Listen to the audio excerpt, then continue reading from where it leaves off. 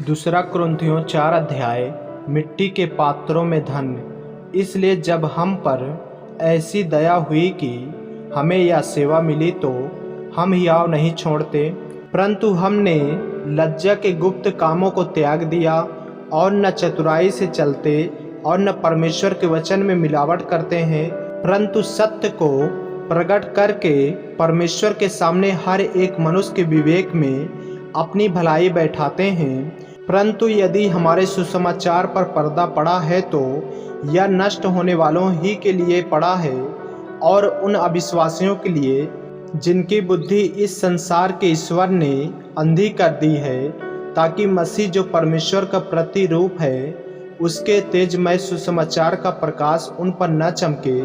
क्योंकि हम अपने को नहीं परंतु मसीह यीशु को प्रचार करते हैं कि वह प्रभु है, और अपने विषय में यह कहते हैं कि यीशु के कारण तुम्हारे सेवक हैं। इसलिए कि परमेश्वर ही है जिसने कहा अंधकार में से ज्योति चमके, और वही हमारे हृदयों में चमका कि परमेश्वर की महिमा की पहचान की ज्योति यीशु मसीह के चेहरे से प्रकाशमान हो। परंतु हमारे पास वह धन मिट्टी के बर्तनों में रखा है कि यह असीम सामर्थ हमारी ओर से नहीं वरन परमेश्वर ही की ओर से ठहरे।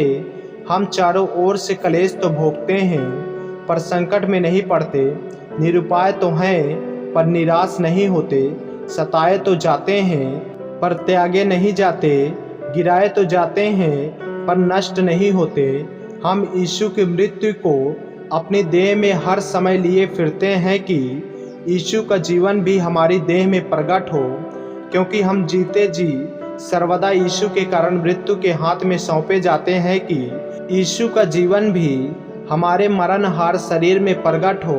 इस प्रकार मृत्यु तो हम पर प्रभाव डालती है और जीवन तुम पर, इसलिए कि हम में वही विश्वास की आत्मा है जिसके विषय में लिखा है, मैंने विश्वास किया इसलिए मैं बोला, अतः हम भी विश्वास करते हैं इसलिए बोलते हैं, क्योंकि हम जानते हैं कि जिसने प्रभु यीशु को जिलाया वही हमें भी यीशु में भागी जानकर जिलाएगा और तुम्हारे साथ अपने सामने उपस्थित करेगा।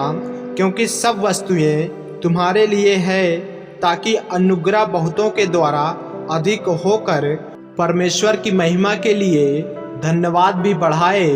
इसलिए हम हियाव नहीं छोड़ते, यद्यपि हमारा बाहरी मनुष्यत्व नष्ट हो जाता है तो भी हमारा भीतरी मनुष्यत्व दिन प्रतिदिन नया होता जाता है।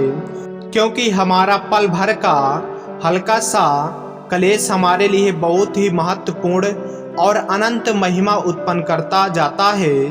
और हम तो देखी हुई वस्तुओं को नहीं परंतु अनदेखी वस्तुओं को देखते रहते हैं, क्योंकि देखी हुई वस्तुएं थोड़े ही दिन की है परंतु अनदेखी वस्तुएं सदा बनी रहती है। आमीन। मेरे प्रियो, यदि आप इस चैनल पे नए हैं, यदि आपने अभी तक हमारे चैनल को सब्सक्राइब नहीं किए हैं तो हमारे चैनल को सब्सक्राइब करें और बेल आइकन के बटन को दबाएं। और यदि आप हमारे फेसबुक पेज पर नए हैं तो हमारे पवित्र बाइबल को फॉलो करें, लाइक करें, ताकि परमेश्वर का वचन रोजाना आप तक पहुंच सके। जय मसीह की। प्रभु आपको आशीष दे।